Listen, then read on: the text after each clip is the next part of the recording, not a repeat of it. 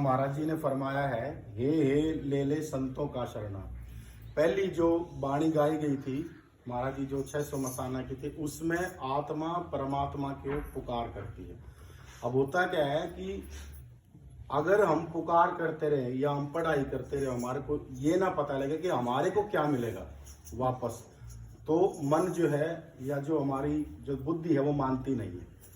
भाई हम सतगुरु के शरण में आए हैं तो हमारी भी कुछ उम्मीदें होती हैं कि भाई ये चीज़ हमारे को मिले। मन सबका अपने आप सोच लेता है, किसी को पता हो या ना पता हो भाई हमने क्या मिलेगा।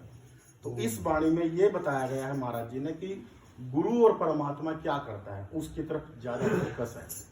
वो कहते हैं महाराज जी इसमें फरमाते हैं, हे ले ले संतों का शरणा, शब्द स्वरूपी राम मिला दे कर पक्की जरना। अपनी जरना, अपने सिमरण को, अपनी एकाग्रता को, अपने ध्यान को पक्का करो और शब्द स्वरूपी राम की संतों की शरण लगो। तो महाराज जी कह रहे हैं, शब्द नाम बिन मुक्ति को ना क्यों थाली उम्र गवावत है। इस शब्द के नाम के बिना कोई मुक्ति नहीं है। तो वेस्ट अपना टाइम वेस्ट, अपना समय क्यों बर्बाद, क्यों खराब कर रहे हो, अपने जीवन को क्यों खराब कर रहे हो। भूल भरम का पर्दा लग गया, क्यों दर दर ठोकर खावस है। कहते भाई मैं तो सुने होगी ये बात कई बार कि हम तो दर दर भटक लिए लेकिन ये काम नहीं हुआ। मतलब हर जगह पे खाक छान ली लेकिन ये काम नहीं हुआ। तो महाराज जी कह रहे हैं कि भूल और भ्रम का पर्दा लग रहा है, दर दर की ठोकर क्यों खा रहे हो। जा संतों का शरणा ले ले। कहते हैं कि संतों की शरण ले लो, ले सतगुरु रोज बुलावस है। संतों की शरण जाओ। सतगुरु जो अंदर में बैठा हुआ है सबके, बाहर से भी सतगुरु बुलाता है तरह तरह से, अंदर का सतगुरु तो बुलाता ही है। शब्द गुरु से नाम लिए तेने सच्चा नाम बता देगा। अब यहाँ पे महाराज जी कहते हैं गुरु क्या करता है, किसी जिंदा गुरु से का जो शरीर में होता है, जो महाराज जी आज रमताराम जी सीडी में भी कह रहे थे, आजिर का वैद, आजिर का गुरु, आजिर का पति, ये मतलब शरीर में होना चाहिए। तो महाराज जी ने फरमाया है, शब्द गुरु से नाम लिए तेने सच्चा नाम बता देगा। नाम तो भी बहुत सारे हैं, जैसे एक ही आदमी के कई नाम हो जाते हैं। घर में कुछ और नाम हो गए, स्कूल में कुछ और नाम हो जाए, बाद में कुछ और नाम करते हैं, तो 3 नाम हो गए। तो ये नाम उसका सच्चा नाम नहीं है। जो रोज बदल जाए वो नाम सच्चा नाम कैसे हो सकता है। सच्चा नाम तो वो है जो नाम कभी बदले ना। इसलिए महाराज जी कह रहे हैं सच्चा नाम बताएगा जो कभी बदलता नहीं है। सुती पड़ी आत्मा तेरी अपने आप जगा देगा। तुम्हारे को कुछ नहीं करना है। सतगुरु की शरण में जाओगे, संतों की शरण में जाओगे, जो आत्मा सो रही है वो अपने आप अपनी कृपा से उसको जगा देगा। खोस काल से डोर हाथ ले सीधा राह दिखला देगा। कहते हैं ना भाई हम तो कंफ्यूज हो गए, परेशान हो गए कि ये कितनी मूर्ति है, इधर कभी लेफ्ट कभी राइट, समझ नहीं आता कहाँ जाए। तो महाराज जी कह रहे हैं कि वो जो संत की शरण में जाओगे तो जो परम पिता परमात्मा है, जो भीतर का गुरु है, वो स्पष्ट रास्ता बता देगा। ऐसा होता नहीं हम कहीं जाते बस सीधा सीधा चढ़ जा, कितना ना मुड़िए, जीटी रोड पर चढ़ जाए तो सीधा चंडीगढ़ का रास्ता मिलेगा, कुछ नहीं मुड़ना कहीं। तो वो कह रहे हैं कि ऐसा रास्ता बता देगा कि वो जीटी रोड की तरह है, तुमने कहीं मुड़ना ही नहीं है, कोई कंफ्यूजन ही नहीं है। तो महाराज जी ऐसे कह रहे हैं। ये कौन करते हैं, ये गुरु महाराज करते हैं, ये संत करते हैं। हे ले ले संतों का शरणा, नाम रटे तय मुक्ति हो जा, ना हो दुख भरना। कहते हैं कि नाम के रटने से, सिमरण करने से प्रभु का मुक्ति हो जाती है और दुख नहीं होता। फिर हमारे जीवन में बहुत सारे दुख हैं, तो नाम जो रटता है उसके भीतर में आनंद प्रकट हो जाता है। आनंद शब्द का मतलब होता है कि जो सुख और दुख के पार है। अब सोचने की बात है कि सुख और दुख के पार है, इसका मतलब फिर क्या, हमने तो ये तो सुख का पता है, दुख का पता है, ये कौन सी तीसरी अवस्था है, कौन सी तीसरी चीज आनंद, जिसका हमारे को पता नहीं है। इसका सीधा मतलब ये है, सुख जो है और आनंद जो है कुछ कुछ मिलते हैं। जैसे कोई भी यूं कहेगा भाई हमने सुख तो मीठे में ही आया, खट्टे में किसी को या फिर मिर्च में या फिर बहुत कड़वे में किसी को सुख नहीं आता। तो इसको ये समझ लो कि हमेशा जो सुख रहे वो आनंद है, मोटा मोटा। जो सुख कभी ना जाए वही आनंद है, और जिसका कोई कारण ना हो। हर एक सुख का कोई ना कोई कारण। हम कहते हैं आज मैं बहुत सुखी हूँ, क्या हुआ भाई, आज ये घटना घट गई इसलिए मैं सुखी हूँ। तो ऐसी घटना तुम्हारे जीवन में घट जाए, उसको कोई भी नाम ले दो, परमात्मा की कृपा, एनलाइटनमेंट, कृपा होगी, संभोग होगी, कुछ भी नाम दो, जिसके बाद तुम्हारा सुख कभी भी ना जाए। वो सुख हमेशा के लिए परमानेंट शाश्वत हो जाए तो तुम आनंदित हो। अगर वो आता जाता रहे तो फिर तुम आनंदित नहीं हो, वो फिर सुख की अवस्था है। महाराज जी फरमाते हैं जब हुए शब्द से शादी ब्रह्मा आके तिलक चढ़ा होगा। जो हिंदू समाज के में बताया गया है ब्रह्मा विष्णु महेश का सबसे ज्यादा महत्व है, सभी को पता है। जो ब्रह्मा जी हैं वो क्रिएटर हैं, जो पैदाइश करते हैं सबकी, जो क्रिएशन करते हैं सृष्टि का, सृष्टा उनको बोल कह सकते हो। विष्णु जी जो पालन करते हैं, उनके अवतार भी होते हैं धरती पर, राम कृष्ण मुख्य अवतार हैं, और भगवान शिव हैं जिनके हनुमान जी हैं, गोरखनाथ, और भी बहुत सारे अवतार हैं। तो महाराज जी अब आत्मा को जो उसकी सिमरण करती है, जो संतों का कहा मानती है, वो बताते हैं कि उस पे उसकी अवस्था क्या होती है, उसको क्या रुतबा मिलता है। कहते हैं ना भाई वो गस्टेड ऑफिसर है, तो कुछ तो गस्टेड ऑफिसर को मतलब भी कोई होगा, उसकी स्टैंप का, उसके साइन की कोई अथॉरिटी तो होगी। तो महाराज जी कहते हैं आत्मा को, सूरत को इतनी इज्जत मिलती है जब तुम परमात्मा की याद में ऊपर के मंडलों पर यात्रा करते हो। तो वो कहते हैं जब हुए शब्द से शादी, मतलब जब शब्द से तुम्हारा गठजोड़ होगा, ब्रह्मा के तिलक चढ़ाओगे, इसे तिलक होगा। धूम धड़ाके चाली जाइए, शिव जी ढोल बजाओगे। जो भगवान शिव हैं और वो शादी के अंदर स्वयं ढोल बजाते हैं, और तरह तरह के बाजे वहाँ पे तरह तरह के गाज साज, शादी में बाजे बजते हैं, खुशी का माहौल होता है। तो ऐसे जब आत्मा की शब्द से शादी होती है तो भगवान विष्णु जो है वो खुद गाना गाते हैं, वो गीत गाते हैं, वो मंगल के गीत गाते हैं। आशा और तृष्णा तेरी वहां पर नाचना होगी। जो आशा तृष्णा है वहां पे नृत्य होगा।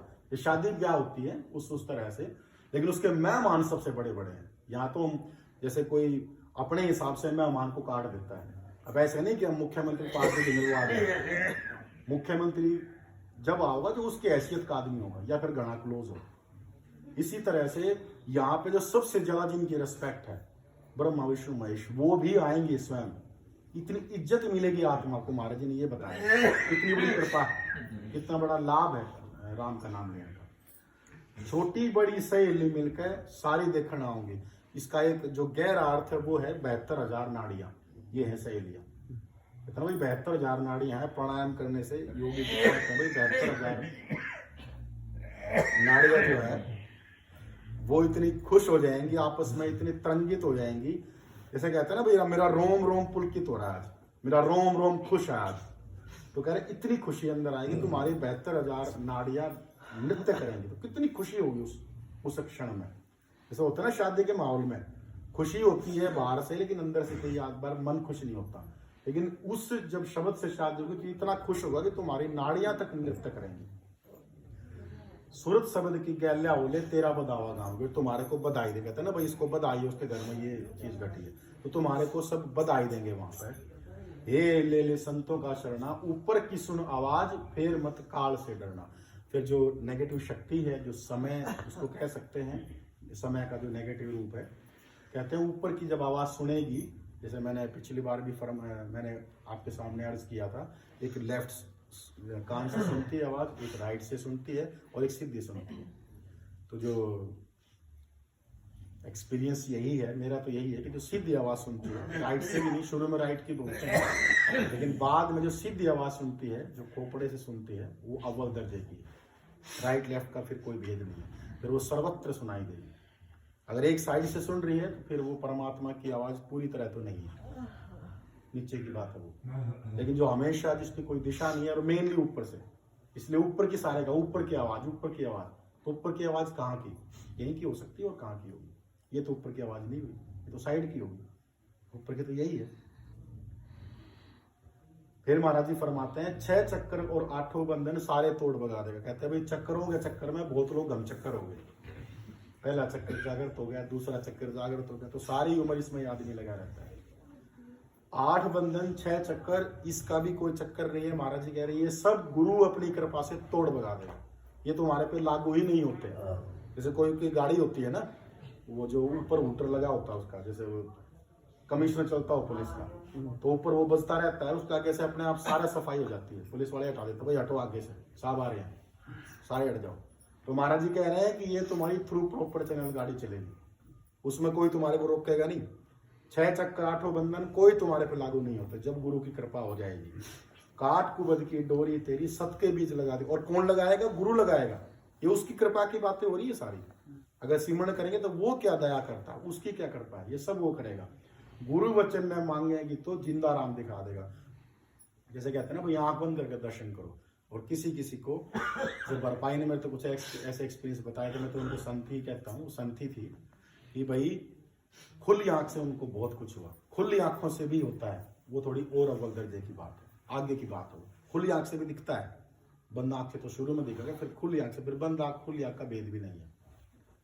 गुरु वचन न मानेंगे तो जिंदा राम दिखा देंगे, यहीं पर दर्शन हो जाएंगे सब जो जीवित है हमेशा। बंक नाल की टेढ़ी राई सतगुरु आप लगाओ। बंक नाल मतलब बहुत ही टेढ़ी, सबसे ज्यादा मुश्किल, सबसे ज्यादा पेचीदा, सबसे ज्यादा कॉम्प्लेक्स जो राई है, कैसे करेगा? सतगुरु अपने आप लगाएगा, तुम टेंशन मत लो। घोर अंधेरा सुन की घाटी। घोर अंधेरा कहते हैं भाई अंधेरा है वहां, कुछ समझ में नहीं आ रहा क्या है। अंधेरा भी घोर वाला है, बहुत ज्यादा गहरा अंधेरा है। सुन की घाटी कहते ना वहां भाई रास्ते में कहाँ जाते, सुनना पड़ा था सारा। तो कह रहे घाटी भी सुन्न है। तुम सोचोगे किससे बात करोगे, सब सन्नाटा छाया हुआ है। कैसे पार होगा? गुरु कृपा से, गुरु पार कर देगा। सब गुरु करता है इसमें कति महाराज जी ने क्लियर कर दिया है कि तुम्हारा जो सारा का सारा जो दायित्व है वो गुरु ले लेता है, बस तुम सिमरण करो। सतगुरु ज्योत दिखा, वो सुन, उस घोर अंधेरे में ज्योति कौन दिखाएगा? सतगुरु खुद ज्योत बन के दिखाएगा। कोना पे चाल काल की चाले निरंजन खड़ा लिखा होगा।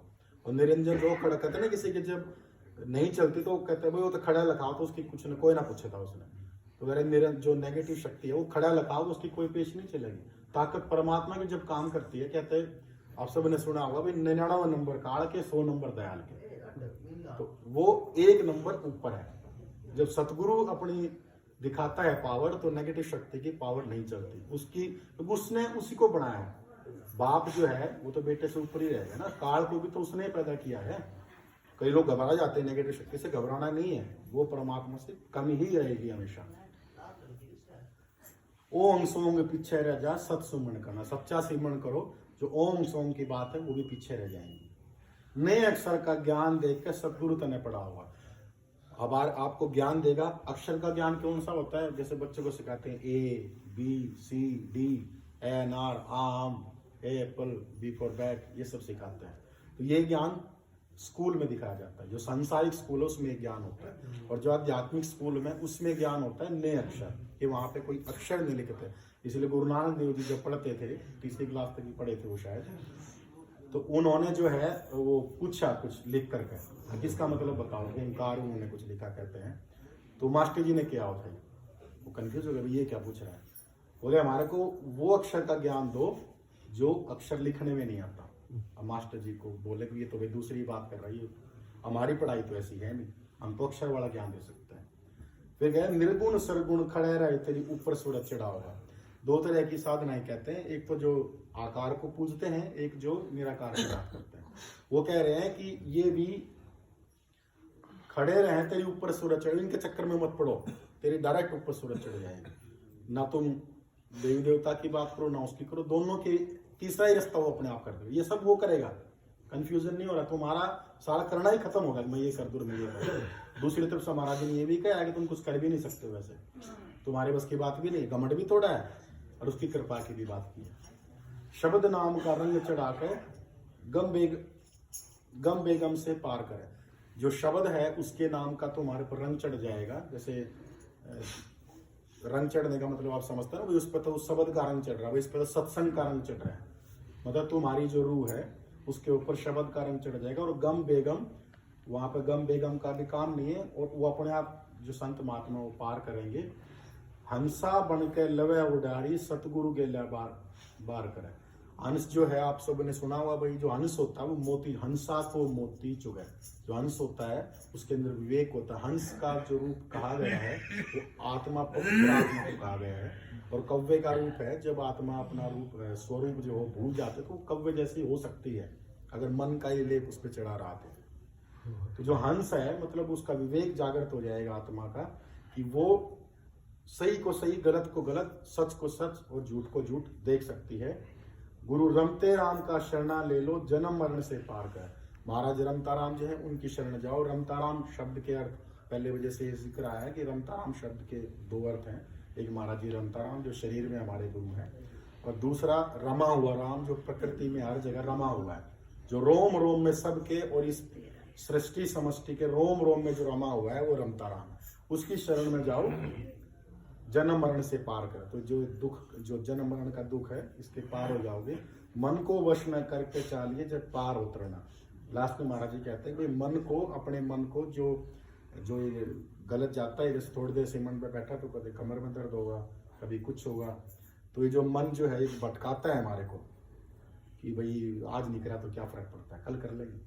तो मन जो है जो चालाकियां करता है, इस पर थोड़ा सा शुरू में अंकुश लगाना पड़ेगा, इसको वश में करके चलो, बाद में उसके दया से बहुत कुछ होगा। शुरुआत में जैसे बच्चे को कहते हैं ना टॉफी, बच्चे को टॉफी देते हैं, स्कूल में ये होगा, स्कूल में ये होगा, और बाद में जब उसको पता लगता है तो उसको फिर कहने की जरूरत नहीं होती, बच्चा फिर खुद समझ जाता है भाई अगर पढ़ाई करूँगा तो ये फायदा होगा। जो समझदार बच्चे होते हैं, कई फिर भी गड़बड़ करते हैं, लेकिन जो समझदार बच्चे होते हैं उनको पता लग जाता है भाई पढ़ने से फायदा होता है। तो ऐसे ही अंदर की पढ़ाई जो है, अगर किसी को पार होना हो तो अंदर में महाराज जी जो कह रहे हैं कि सिमरन का काम, सिमरन करो, और उसके साथ में जो नियम महाराज जी ने बताया उनका पालन करो, और विनम्रता का पाठ हमारे सबको प्रैक्टिकली पढ़ना है। धन्य सतगुरु।